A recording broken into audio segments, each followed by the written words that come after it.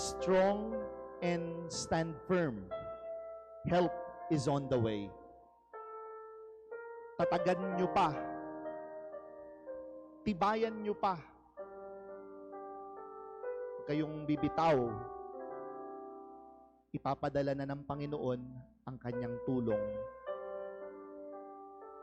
para sa atin. Siguro alam ng Panginoon na parang nanghihina na tayo, no?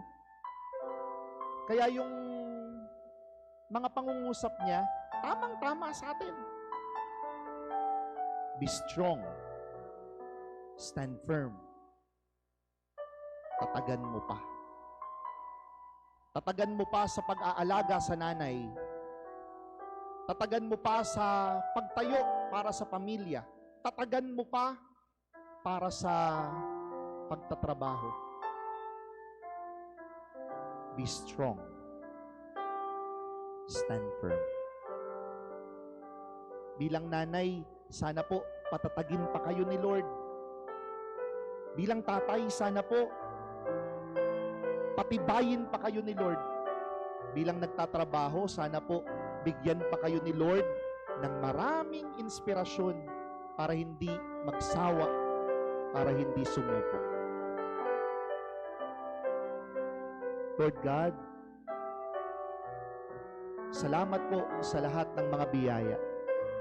Salamat po sa pagtataguyod. Salamat po sa palaging pagbibigay gabay sa amin. Tulungan po ninyo kami sa buwan ng Marso. Maraming pagsubok ng nakaamba, pero alam namin kaya namin kasi kasama ka namin. Salamat po sa nagdaang buwan, sa mga biyaya na ipinagkaloob, sa mga biyaya na hindi ipinagkaloob. Salamat po, Panginoon. Hipuin po ninyo ang puso ng mga nandirito at palagi kaming palakasin upang maitaguyod namin ang aming pamumuhay.